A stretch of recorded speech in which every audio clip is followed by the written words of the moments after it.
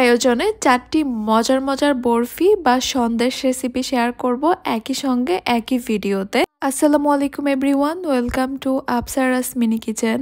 আপনাদের ঈদটাকে আরো সহজ করার জন্য চাইলে কিন্তু এই সন্দেশ বা বরফিগুলোকে আগেই তৈরি করে রেখে দিতে পারেন। সবগুলো সন্দেশ তৈরি করেছি আমি একদম সহজ রেসিপিতে, যেন আপনারা যে কোনো কেউ খুব ইজিলি এগুলো তৈরি করে রাখতে পারেন। আবার চাইলে এগুলো তৈরি করে আপনারা দীর্ঘদিন সংরক্ষণ করে রাখতে পারেন। প্রথমেই তৈরি করব একদম মিষ্টির দোকানের মতো পারফেক্ট লেমন সন্দেশ বা লেমন বরফি। আজকের এই লেমন বরফি বা লেমন সন্দেশগুলো তৈরি করার জন্য একটা প্যানে আমি নিয়ে নিব 1 কাপ ময়দা। চুলার হিটটাকে একদম লোতে রেখে আমি 1 থেকে 1.5 মিনিটের মতো অনবরত নেড়েচেড়ে এই ময়দাগুলোকে একটু ভেজে নিচ্ছি, ময়দার কাঁচা ভাবটা দূর হওয়ার জন্য। ভেজে নেওয়া হয়ে গেলে এই ময়দার প্যানটাকে আমি একটা সাইডে সরিয়ে রেখে দিব। এবার অন্য একটা প্যানে আমি নিয়ে নিব 1 কাপ চিনি। 1 কাপ চিনির জন্য আমি এখানে দিচ্ছি 1/2 কাপ পানি। পানি আর চিনিটা এভাবে মেপে দিলে শিরাটা একদম পারফেক্টভাবে তৈরি হবে। এবার একটু নেড়ে চেড়ে চিনিটাকে ভালোভাবে মিশিয়ে নিচ্ছি। চিনিটা গলে যাওয়া পর্যন্ত অপেক্ষা করতে হবে। চিনিটা গলে গেলেই কিন্তু আমাদের শিরাটা তৈরি হয়ে যাবে। এই শিরাটাকে অনেক বেশি সময় ধরে জাল করে ঘন করতে হবে না। আমি আপনাদেরকে দেখিয়ে দিচ্ছি এই শিরাটা কেমন হবে। শিরাটা 1 তার বা 2 তার এরকম কোনো তার তৈরি হবে না। শিরাটা যখন এভাবে হাতে ধরবেন একটু আঠালো চিটচিটে হবে। চিনির শিরাটা তৈরি হয়ে গেছে। এবার আমি এই চুলাটাকে অফ করে দিব, তবে গরম চুলার মধ্যে এই শিরাটাকে বসিয়ে রাখবো। এবার এই শিরার মধ্যে আমি দিয়ে দিব 1 কাপ গুঁড়া দুধ। গুঁড়া দুধটা দেওয়ার সঙ্গে সঙ্গে অনবরত নাড়তে থাকতে হবে, যেন কোনোভাবেই দলা না ধরে যায়। গুঁড়া দুধগুলো যখন শিরার সঙ্গে খুব ভালোভাবে মিশে যাবে তখন আমি এখানে ভেজে নেওয়া ময়দাগুলো দিয়ে দিব। আবার অনবরত নেড়েচেড়ে ময়দাগুলোকে ভালোভাবে মিশিয়ে নিচ্ছি। ময়দা দেওয়ার সঙ্গে সঙ্গেই দেখতে পারবেন এই সন্দেশের মিশ্রণটা খুবই আঠালো আর ঘন হওয়া শুরু হয়েছে। এই অবস্থায় মিশিয়ে নেওয়া একটু কষ্টকর, তাও একটু কষ্ট করে মিশিয়ে নিতে হবে ভালোভাবে, যেন ময়দা বা গুঁড়া দুধের কোনো লাম্পস না থাকে। সন্দেশের মিশ্রণটা যেন একদমই স্মুথভাবে তৈরি হয়। সবকিছু ভালোভাবে মিশিয়ে নেওয়া হয়ে গেলে এবার আমি এখানে 2 টেবিল চামচ ঘি দিয়ে দিব। আপনারা চাইলে এখানে বাটার দিতে পারেন অথবা চাইলে ডালডাও দিতে পারেন, তবে এখানে কোনোভাবেই তেল দেওয়া যাবে না। ঘিটা দেওয়ার পর সবকিছুকে আরো একবার ভালোভাবে মিশিয়ে নিচ্ছি। এই সন্দেশের মিশ্রণটা যখন প্যানের গা ছেড়ে আসবে তখন বুঝতে হবে যে সন্দেশ তৈরি করার জন্য এই মিশ্রণটা এখন একদমই রেডি। এবার আমি এই মিশ্রণটাকে চুলা থেকে নামিয়ে অন্য একটা মিক্সিং বোলে নিয়ে নিব। সন্দেশের এই মিশ্রণটা ঠান্ডা হলে কিন্তু শক্ত হয়ে যাবে, তাই এই কাজগুলো একটু দ্রুত করে নিতে হবে। আমি এখান থেকে অল্প অল্প করে 4টা বাটিতে আলাদা করে নিয়েছি কিছুটা মিশ্রণ। এবার আমি এখানে 4 রকমের কালার মিশাবো। প্রথম বাটির মধ্যে আমি দিয়েছি সামান্য ইয়েলো ফুড কালার, পরের বাটিতে দিয়ে দিচ্ছি সামান্য গ্রিন ফুড কালার, এরপরে দিয়ে দিব রেড ফুড কালার, এর পরের বাটিতে আমি দিয়ে দিব সামান্য কোকো পাউডার। আমি আমার পছন্দ মতো এখানে 4টা কালার নিয়েছি। আপনারা কিন্তু চাইলে 2টা বা 3টা আপনাদের পছন্দ মতো যে কোনো কালার এখানে নিতে পারেন। কালারগুলোকে সন্দেশের মিশ্রণের সঙ্গে আমি খুব ভালোভাবে মিশিয়ে নিয়েছি। অন্য একটা বাটিতে আমি আরো কিছুটা সন্দেশের মিশ্রণ আলাদা করে নিয়েছি, তবে এখানে একটু বেশি পরিমাণে নিয়েছি। এবার এখানে আমি সামান্য গ্রিন ফুড কালার দিয়ে দিব। এরপর সন্দেশের এই মিশ্রণটাকে খুব ভালোভাবে মিশিয়ে নিচ্ছি। আপনাদের বোঝার সুবিধার জন্য আমি আরো একবার সবগুলো কালারকে একসঙ্গে দেখিয়ে দিচ্ছি। আমি 4টা ছোট ছোট সন্দেশের মিশ্রণ নিয়েছি যেগুলোতে বিভিন্ন কালার মিক্স করেছি, আর একটা একটু বড় নিয়েছি যেটার মধ্যে আমি শুধু গ্রিন কালার দিয়েছি। আর এটার মধ্যে আমি কোনো রকমের কালার মিক্স করিনি, এটা যেমন ছিল তেমনই থাকবে। এবার প্লাস্টিকের একটা র্যাপারের উপরে সন্দেশের এই মিশ্রণটাকে আমি একটু বেলে লম্বা করে নিব। একটা লম্বা রুটির মতো হয়েছে। এবার কোকো পাউডার মেশানো সন্দেশের যে মিশ্রণটা ছিল সেটাকে আমি একটু লম্বা করে নিয়েছি, আর এই রুটির একটা পাশে রেখে রুটিটাকে ফোল্ড করে নিব। এরপর দিয়ে দিব সবুজ কালার মেশানো সন্দেশের মিশ্রণটা, এরপরে আবারও ফোল্ড করে নিব। তারপরে দিয়ে দিব লাল কালার মেশানো সন্দেশের মিশ্রণটা, একটু লম্বা করে দিচ্ছি। সবশেষে দিয়ে দিব হলুদ কালারটা। এইভাবে ঘুরিয়ে ফোল্ড করে রোলের মতো করে নিয়েছি। এরপর র্যাপিং পেপারটাকে মুড়িয়ে দিচ্ছি 2 পাশ থেকে, আর এটাকে আমি এখন একটা সাইডে রেখে দিব 10 মিনিটের জন্য, কিছুটা সেট হওয়ার জন্য। আরও একটা র্যাপিং পেপার নিয়ে নিয়েছি। এবার সবুজ যে বড় সন্দেশের মিশ্রণটা ছিল সেটাকে আমি রুটির মতো করে বেলে নিচ্ছি। এবার একটু আগে যে রোলটা তৈরি করেছিলাম সেই রোলটাকে এনে এখানে বসিয়ে দিচ্ছি। এরপর প্লাস্টিকের র্যাপারে একটা মাথা ধরে এইভাবে ঘুরিয়ে ঘুরিয়ে আমি রোলের মতো করে নিচ্ছি। এই রোলটা কিন্তু এখন অনেক বেশি মোটা, তাই হাতের সাহায্যে এই রোলটাকে আমাদেরকে চিকন করে নিতে হবে। সন্দেশটা কাটার পর যেন দেখতে বেশি সুন্দর লাগে, তাই এই মোটা রোলটাকে একটু চিকন করতে হবে। এবার সন্দেশের এই রোলটা ভালোভাবে সেট হওয়ার জন্য আমি নর্মাল ফ্রিজে রেখে দিব প্রায় 1 ঘন্টার জন্য। 1 ঘন্টার মধ্যে কিন্তু এই সন্দেশটা একদম ভালোভাবে সেট হয়ে যাবে। এরপর আমি ফ্রিজ থেকে বের করে নিয়েছি। এবার একটা নাইফের সাহায্যে সন্দেশগুলোকে কেটে নিব, আর কাটার পরই কিন্তু আপনারা দেখতে পারবেন যে এই সন্দেশগুলো ঠিক কতটা সুন্দর হয়েছে। মাশাআল্লাহ, সন্দেশগুলো দেখেই হয়তো আপনারা বুঝে গেছেন এগুলো ঠিক কতটা পারফেক্ট হয়েছে। আর আমার মনে হয় এই সন্দেশগুলো মিষ্টির দোকানের সন্দেশের চেয়েও বেশি দেখতে সুন্দর হয়েছে। আর খেতে কিন্তু আলহামদুলিল্লাহ মিষ্টির দোকানের সন্দেশের চেয়েও অনেক বেশি মজা হয়েছে। আপনারা কিন্তু চাইলে এই সন্দেশগুলো নর্মাল ফ্রিজে সংরক্ষণ করে রাখতে পারেন প্রায় 15 থেকে 20 দিনের মতো। অতিথি আপ্যায়ন বা বিশেষ কোনো দিনে যদি এই সন্দেশগুলো তৈরি করেন, সবার মূল আকর্ষণ থাকবে কিন্তু এই সন্দেশগুলোর দিকেই। এখন তৈরি করব আমার খুবই পছন্দের মালাই সন্দেশ। আজকের এই মালাই সন্দেশগুলো তৈরি করার জন্য আমি একটা প্যানে নিয়ে নিচ্ছি 1 লিটার ফুল ক্রিম লিকুইড দুধ। ফুল ক্রিম দুধ মানে ফুল ফ্যাট যুক্ত দুধ, মানে যে দুধটা আগে থেকে জাল করে কোনো রকমের মালাই বা সর তুলে নেওয়া হয়নি। এবার চুলার হিটটাকে হাই মিডিয়ামের মাঝামাঝি রেখে অনবরত নেড়ে চেড়ে এই দুধটাকে আমি জাল করে নিব বলক আসা পর্যন্ত। খুব বেশি সময় ধরে জাল করে এই দুধটাকে ঘন করা যাবে না, শুধুমাত্র একটা বলক চলে আসলেই আমি চুলাটাকে বন্ধ করে দিব। এবার এখানে হাফ কাপ পানির সঙ্গে আমি 2 টেবিল চামচ হোয়াইট ভিনেগার বা সাদা সিরকা মিশিয়ে নিয়েছি। এবার এই মিশ্রণটাকে আমি অল্প অল্প করে এখানে দিব আর আলতো হাতে নাড়তে থাকবো। ছানাটা আলাদা হয়ে পানির কালারটা স্বচ্ছ হয়ে যাওয়া পর্যন্ত এই মিশ্রণটা অল্প অল্প করে মিশাতে হবে আর আলতো হাতে নাড়তে থাকতে হবে। যখন দেখতে পারবেন পানিটা কিছুটা সবুজ হয়ে এসেছে আর ছানাটা জড়ো হয়ে এসেছে, তখনই কিন্তু এই মিশ্রণটা দেওয়া অফ করতে হবে আর চুলা থেকে সঙ্গে সঙ্গে এই ছানাটাকে নামিয়ে নিতে হবে। আমি একটা স্ট্রেনারের উপরে একটা পাতলা সুতি কাপড় নিয়ে নিয়েছি, এর উপরে আমি ছানাগুলোকে দিয়ে দিব, পানিটাকে ঝরিয়ে নিব। গরম পানিটা ঝরে যাওয়ার পর সঙ্গে সঙ্গে এখানে দিয়ে দিতে হবে ঠান্ডা পানি। এক হাতে ঠান্ডা পানি দিব আর অন্য হাতে নাড়তে থাকবো, এতে করে যে ভিনেগারটা দিয়েছিলাম সেটার আর কোনো স্মেল থাকবে না এই ছানার মধ্যে। ছানাগুলোকে ঠান্ডা পানি দিয়ে ভালোভাবে ধুয়ে নেওয়ার পর এবার এক্সট্রা যে পানিগুলো থাকবে সেগুলো একটু চিপে ফেলে দিতে হবে। এবার আপনারা চাইলে এগুলোকে একটা জায়গায় ঝুলিয়ে রেখে দিতে পারেন এক্সট্রা পানিটা ঝরে যাওয়ার জন্য। আমি এইভাবেই স্ট্রেনারের উপরে রেখে দিব আধা ঘন্টার জন্য। আধা ঘন্টার মধ্যে কিন্তু ছানাতে যে পানিটা ছিল সেটা ঝরে গেছে। সফট মালাই সন্দেশ তৈরি করার জন্য কিন্তু ছানাটাকে একটু সময় নিয়ে মথে নিতে হয়। ছানাটা আমি যেভাবে তৈরি করেছি ছানাগুলো কিন্তু অনেক বেশি সফটই হয়েছে, তাই এগুলোকে অনেক বেশি সময় ধরে মথে নিতে হবে না। ছানাটা যখন দেখতে এরকম স্মুথ আর সফট মনে হবে তখনই বুঝতে হবে সন্দেশ তৈরি করার জন্য এগুলো তৈরি হয়ে গেছে। এবার এগুলোকে একটা সাইডে আমি রেখে দিচ্ছি। এবার মালাইটা তৈরি করব, তবে এই মালাইটা আমি ইনস্ট্যান্ট মালাই তৈরি করব, তাই একটা প্যানে নিয়ে নিচ্ছি হাফ কাপ লিকুইড দুধ। সঙ্গেই দিয়ে দিব এখানে আমি হাফ কাপ গুঁড়া দুধ। এবার লিকুইড দুধের সঙ্গে গুঁড়া দুধটাকে আমি একটু ভালোভাবে নেড়ে চেড়ে মিশিয়ে নিচ্ছি, যেন গুঁড়া দুধের কোনো লাম্পস না থাকে। আপনারা কিন্তু চাইলে লিকুইড দুধ জাল করেও মালাই তৈরি করতে পারেন, তবে আমি একদমই সহজভাবে আজকে সন্দেশ রেসিপিটি শেয়ার করব, তাই এভাবে মালাইটা তৈরি করে নিচ্ছি। দুধটাকে অনেক সময় ধরে জাল করে ঘন করা কিন্তু একটু সময়ের ব্যাপার, আর এটা হচ্ছে একদমই শর্টকাট ওয়ে।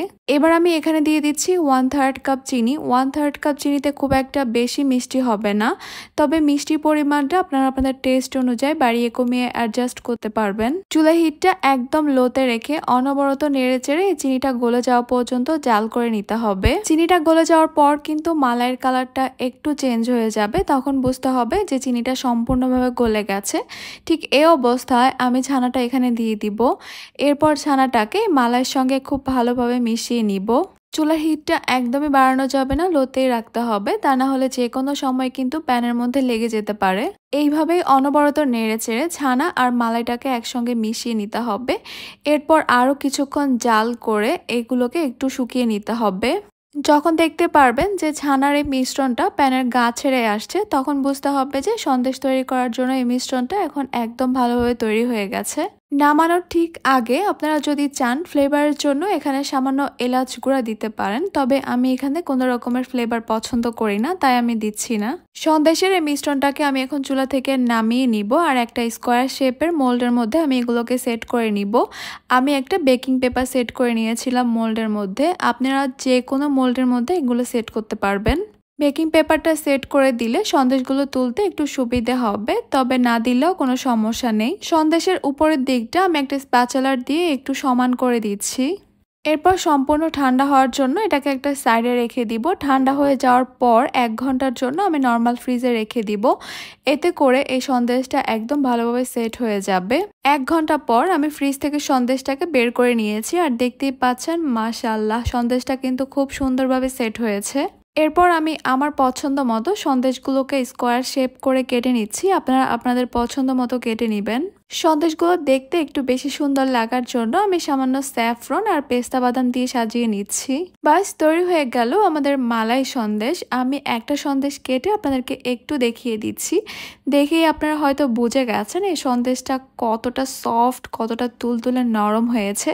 মুখে দিলেই কিন্তু 1 নিমিষে মিলিয়ে যাবে। তৈরি করা তো একদমই সহজ, তাহলে আর দেরি কেন, আজকেই তৈরি করে ফেলেন এই মজাদার সন্দেশগুলো নিজের পরিবারের জন্য।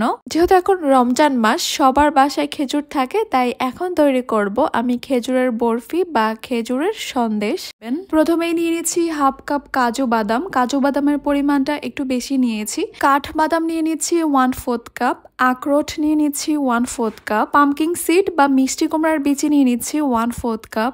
সানফ্লাওয়ার সিডস বা সূর্যমুখী ফুলের বিচি নিয়ে নিচ্ছি 1/4 কাপ। চীনা বাদাম নিয়ে নিচ্ছি 1/4 কাপ। আমি শুধুমাত্র কাজু বাদামটা হাফ কাপ নিয়েছি আর সব কিছুই 1/4 কাপ করে নিয়েছি।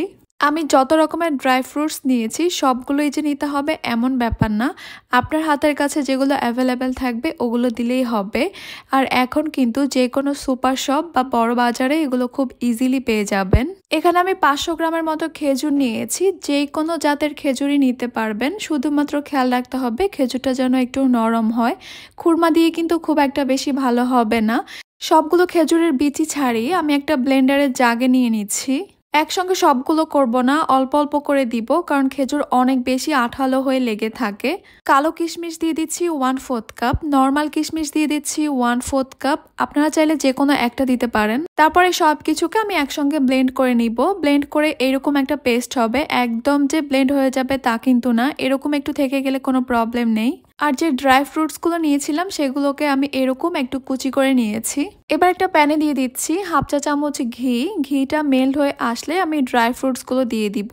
2 চা চামচ দিয়ে দিচ্ছি কালো জিরা। চুলার হিটটাকে একদম লোতে রেখে এগুলোকে আমি কিছুক্ষণের জন্য একটু ভেজে নিচ্ছি ঘিয়ের সঙ্গে। খেয়াল রাখতে হবে কোনোভাবেই যেন পুড়ে না যায়, তাই অনবরত নাড়তে থাকতে হবে।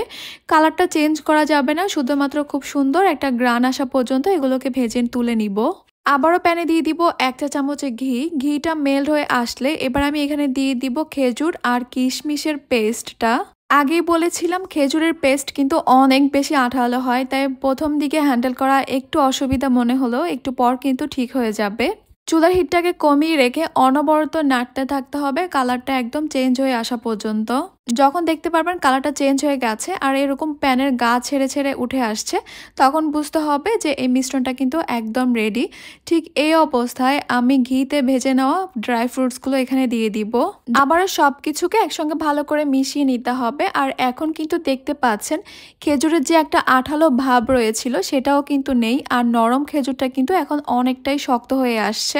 ফ্লেভারের জন্য এখানে দিয়ে দিচ্ছি আমি এলাচ গুঁড়া। এলাচ গুঁড়াটা দিলে কিন্তু খুবই সুন্দর একটা ফ্লেভার আসে, তবে আপনারা চাইলে স্কিপ করতে পারেন। যখন দেখতে পারবেন এই মিশ্রণটা ঠিক এইরকম প্যানের গা ছেড়ে ছেড়ে আসছে আর কোনো ভিজা ভাবও নেই, এরপর কিন্তু আর বেশি সময় ধরে এটাকে জাল করা যাবে না, তাহলে কিন্তু অনেক বেশি ড্রাই হয়ে যাবে। এই মিশ্রণটাকে প্যান থেকে তুলে একটা সাইডে রেখে দিব কিছুটা ঠান্ডা হয়ে যাওয়ার জন্য। চুলাটা জ্বালাবো না, তবে এই গরম প্যানের মধ্যে আমি দিয়ে দিব 1 চা চামচ পোস্ত দানা, দিয়ে দিব হাফ চা চামচ সাদা তিল আর দিয়ে দিব হাফ চা চামচ পেস্তা বাদাম কুচি। এগুলোকে গরম প্যানের মধ্যে আমি একটু ভেজে নিচ্ছি। 1 মিনিটেরও কম সময়ের জন্য এগুলোকে গরম প্যানে রাখবো, এরপর এগুলো তুলে নিব। খেজুর আর বাদামের এই মিশ্রণটাকে আমি গরম থাকা অবস্থায় এভাবে একটু রোল করে নিচ্ছি। আর এগুলোকে কিন্তু সম্পূর্ণ ঠান্ডা করা যাবে না, অবশ্যই গরম থাকতে হবে, তবে হাতে যেন সহ্য করা যায় ওইরকম গরম। একদম শেষে যে ভেজে রেখেছিলাম পোস্তদানা, সাদা তিল, ওগুলো দিয়ে আমি এটাকে একদম ভালো করে কোট করে নিব। আমি আবারও বলছি, খেজুরের মিশ্রণটা গরম থাকা অবস্থায় কিন্তু এই কাজগুলো করে নিতে হবে, কারণ ঠান্ডা হতে শুরু করলে কিন্তু এগুলো অনেক বেশি ড্রাই বা শক্ত হয়ে যাবে। এই যে আমার এই খেজুরের বরফির রোলটা কিন্তু একদম এগুলো দিয়ে কোট হয়ে গেছে ভালোভাবে। এবার আমি এখানে একটা র্যাপিং পেপার নিয়ে নিয়েছি। এই রোলটাকে আমি র্যাপিং পেপারে খুব ভালোভাবে মুড়িয়ে রাখবো। সম্পূর্ণভাবে ঠান্ডা হয়ে যাওয়া পর্যন্ত এগুলোকে এইভাবে মুড়িয়ে রাখতে হবে, তা না হলে কিন্তু উপর থেকে ড্রাই হয়ে যাবে। 500 গ্রাম খেজুর দিয়ে আমার এইরকম একটা রোল আর ছোট একটা রোল হয়েছে। সম্পূর্ণভাবে ঠান্ডা হয়ে যাওয়ার পর এখন আমি এই রোলটাকে কেটে নিব। কেটে নেওয়ার পরই কিন্তু এই বরফিটার আসল লুক বের হবে। দেখতে অনেক বেশি ইয়াম্মি লাগবে, অনেক বেশি লোভনীয় লাগবে। চেনা খেজুরের ভিন্ন একটা রূপ। আশা করছি ছোট বড় এমনকি গেস্টদেরও খুবই পছন্দ হবে। আমি নিজেই প্রতিদিন এখান থেকে 1 পিস করে খাওয়ার চেষ্টা করি, তাই একটু বেশি পরিমাণে তৈরি করে স্টোর করে রাখি। একটা কাচের জার বা একটা এয়ারটাইট বক্সে আপনারা নর্মালি এটাকে 2 মাসের জন্য সংরক্ষণ করতে পারবেন। যদি এর চেয়েও বেশি সময় ধরে এটাকে ভালো রাখতে চান তাহলে ফ্রিজের নর্মাল চেম্বারে রেখে দিবেন, প্রায় 1 বছরের মতো ভালো থাকবে। রোজায় তো আমাদের সবার বাসায় কম বেশি খেজুর থাকে, তাই আজকেই তৈরি করে ফেলুন এরকম একটা এনার্জি বুস্টার বা খেজুরের বরফি। এখন তৈরি করব আমি সুজির সন্দেশ বা সুজির বরফি। প্রথমেই আমি একটা প্যানে নিয়ে নিচ্ছি 2 টেবিল চামচ পরিমাণ ঘি। ঘিটা যখন গলে যাবে আর গরম হয়ে আসবে তখন আমি এখানে দিয়ে দিব 1 টেবিল চামচের বেসন। চুলার হিটটাকে একদমই লোতে রেখে এই বেসনটাকে আমি কিছুক্ষণের জন্য ভেজে নিচ্ছি। কয়েক সেকেন্ডের মতো ভেজে নিলেই দেখতে পারবেন বেসনটা কিন্তু ঘিয়ের সঙ্গে গলে যাবে। ঘিয়ের সঙ্গে আমি বেসনটাকে প্রায় 1 মিনিটের মতো ভেজে নিয়েছি। এরপর এখানে দিয়ে দিচ্ছি আমি 1 কাপ সুজি। এবার এই সুজিগুলোকে অনবরত নেড়ে চেড়ে এগুলোর সঙ্গে ভেজে নিব প্রায় 5 থেকে 6 মিনিটের মতো। চুলার হিটটা লো মিডিয়ামের মাঝামাঝি রাখতে হবে, একদমই বাড়ানো যাবে না, তাহলে কিন্তু সুজিটার কালার চেঞ্জ হয়ে যাবে অথবা পুড়ে যাওয়ারও একটা ভয় থাকে। অনবরত নেড়ে যেতে হবে, নাড়াচাড়া কিন্তু কোনোভাবেই অফ করা যাবে না। আর সুজিগুলোকে খুব ভালো মতোই ভেজে নিতে হবে, তা না হলে কিন্তু আমাদের বরফি বা সন্দেশটা একদমই পারফেক্ট হবে না। আমি প্রায় 5 থেকে 6 মিনিটের মতো সুজিগুলোকে ভেজে নিয়েছি। এবার এখানে দিয়ে দিব আমি 2 টেবিল চামচ পরিমাণ মালাই, মানে দুধের সর। হাতের কাছে যদি থাকে তাহলে দিতে পারেন, অথবা চাইলে আপনারা বাদও দিতে পারেন, তবে দিলে এই বরফিটা থেকে খুব সুন্দর একটা ফ্লেভার আসে। দুধের সর বা মালাইটা দেওয়ার পর আমি আরও 2 থেকে 3 মিনিটের মতো অনবরত নেড়েচেড়ে সুজিগুলোকে ভেজে নিয়েছি। এরপর আমি চুলাটাকে অফ করে দিব। চুলাটা অফ করে দেওয়ার পর এখন দিতে হবে এখানে 2 টেবিল চামচ গুঁড়া দুধ, আর এটা কিন্তু অবশ্যই চুলাটা অফ করার পরেই দিতে হবে। সুজির সঙ্গে গুঁড়া দুধটাকে একবার নেড়েচেড়ে ভালোভাবে মিশিয়ে নিচ্ছি। এবারে প্যানটাকে আমি একটা সাইডে নামিয়ে রেখে দিচ্ছি। এরপর তৈরি করে নিব আমি শিরা। একটা প্যানে নিয়ে নিচ্ছি আমি 1 কাপ চিনি। 1 কাপ চিনির জন্য এখানে আমি দিয়ে দিব 1/2 কাপ পানি, মানে যতটা চিনি নিব তার অর্ধেক পানি দিব। চিনি আর পানিটাকে এভাবে মেজারমেন্ট করে দিলে কিন্তু শিরাটা পাতলা বা ঘন হওয়ার আর কোনো ভয় থাকে না। ভালোভাবে নেড়ে চেড়ে চিনিটা গলে গিয়ে শিরাটা ফুটে ওঠা পর্যন্ত অপেক্ষা করব। অনেকটা সময় ধরে জাল করে এই শিরাটাকে ঘন করা যাবে না। আমি যে পরিমাণে চিনি আর পানি দিয়েছি এই শিরাটা এমনিতে পারফেক্ট ভাবে তৈরি হয়ে যাবে। এই শিরাটার মধ্যে কোনো রকমের 1 তার বা 2 তার ওঠানোর কোনো প্রয়োজন নেই। আমি আপনাদেরকে একটু দেখিয়ে দিচ্ছি। এভাবে হাত দিয়ে ধরলে যদি একটু স্টিকি মনে হয় তবে কোনো তার তৈরি হয়নি, তাহলে বুঝতে হবে যে শিরাটা পারফেক্ট ভাবে তৈরি হয়েছে। আমি আবারও সুজির প্যানটাকে চুলায় বসিয়ে দিয়েছি আর চুলার হিটটাকে একদমই লোতে রেখেছি। এরপর তৈরি করে নেওয়া শিরাটা এখানে দিয়ে দিব। সবটুকু শিরা আমি একসঙ্গে দিয়ে দিলাম। এরপর অনবরত নাড়তে থাকতে হবে সঙ্গে সঙ্গেই। কিছুক্ষণ নেড়েচেড়ে মিশিয়ে নিলেই দেখতে পারবেন সুজিটা কিন্তু খুব সুন্দরভাবে শিরার সঙ্গে মিশে গেছে। ঠিক এই অবস্থায় আমি এখানে দিয়ে দিব সামান্য এলাচ গুঁড়া ফ্লেভারের জন্য। এবার ততক্ষণ পর্যন্ত অনবরত নেড়ে যেতে হবে যতক্ষণ পর্যন্ত না সন্দেশের এই মিশ্রণটা শুকিয়ে আসছে, মানে প্যানের গা ছেড়ে আসছে। সন্দেশের এই মিশ্রণটা ঘন হয়ে আসতে আমার প্রায় 4 থেকে 5 মিনিটের মতো সময় লেগেছে। আর আমি আবারও বলছি এই সময়টা কিন্তু অবশ্যই নাড়াচাড়া অফ করা যাবে না, অনবরত নাড়তে থাকতে হবে। নামানোর ঠিক আগে এখানে আমি 1 চা চামচ ঘি দিয়ে দিয়েছি। এতে করে ঘিয়ের খুব সুন্দর একটা ফ্লেভার থাকবে সন্দেশের মধ্যে। আমি আরও একবার ভালোভাবে নেড়েচেড়ে মিশিয়ে নিচ্ছি। এরপর চুলা থেকে মিশ্রণটাকে নামিয়ে নিব। এই সন্দেশটাকে আপনারা যে কোনো পাত্রে সেট করতে পারবেন। আমি এখানে একটা স্টিলের প্লেট নিয়ে নিয়েছি আর এই প্লেটটার মধ্যে আমি একটু সামান্য ঘি ব্রাশ করে নিচ্ছি। এবার এই সন্দেশের মিশ্রণটাকে আমি প্লেটে নিয়ে নিচ্ছি আর এই মিশ্রণটাকে আমি সমানভাবে প্লেটের মধ্যে ছড়িয়ে দিচ্ছি। সমানভাবে ছড়িয়ে দেওয়ার পর এবার আমি ওপরে দিয়ে দিব পেস্তা বাদাম কুচি আর দিয়ে দিব কাঠবাদাম কুচি। আপনারা আপনাদের পছন্দ মতো যে কোনো বাদাম এখানে দিতে পারেন অথবা না দিলেও কিন্তু কোনো সমস্যা নেই। বাদাম কুচিগুলোকে একটু চেপে সন্দেশের সঙ্গে আমি বসিয়ে দেওয়ার চেষ্টা করব। এরপর আমি 10 মিনিটের মতো অপেক্ষা করব সবকিছু সেট হয়ে যাওয়ার জন্য। একদম ঠান্ডা করে ফেলা যাবে না, একদম ঠান্ডা করে ফেললে কিন্তু এই সন্দেশটা বেশ শক্ত হয়ে যাবে, কাটতে কিন্তু একটু অসুবিধা হবে। এবার আপনাদের পছন্দ মতো করে এই সন্দেশগুলো কেটে নিতে পারেন। আমি আমার পছন্দ মতো ডায়মন্ড শেপ করে কেটে নিচ্ছি। বাস তৈরি হয়ে গেল সুজি দিয়ে খুবই মজাদার, একদমই সহজভাবে তৈরি করে নেওয়া যায় এইরকম একটা সন্দেশ বা বরফি। একটা সন্দেশ আমি আপনাদেরকে ভেঙে দেখাচ্ছি। দেখতেই পাচ্ছেন এই সন্দেশগুলো কতটা পারফেক্ট ভাবে তৈরি হয়েছে। আপনারা কিন্তু চাইলে এই সন্দেশগুলোকে একটা এয়ারটাইট বক্সে নিয়ে সংরক্ষণ করে রাখতে পারেন প্রায় 1 থেকে 2 মাসের মতো। সেম রেসিপি ফলো করে যে কোনো কেউ কিন্তু এইরকমই মজাদার আর পারফেক্ট সন্দেশ তৈরি করে নিতে পারবে একদমই সহজভাবে। যতগুলো সন্দেশ বা বরফির রেসিপি দেখিয়েছি আশা করছি সবগুলো আপনাদের পছন্দ হয়েছে। ঈদের জন্য এখান থেকে যে কোনো একটা বা চাইলে 4টাই কিন্তু আপনারা তৈরি করতে পারেন। তাহলে আজকে এই পর্যন্তই। সবাই অনেক বেশি ভালো থাকবেন, সুস্থ থাকবেন, সবাই সবার জন্য দোয়া করবেন। আল্লাহ হাফেজ।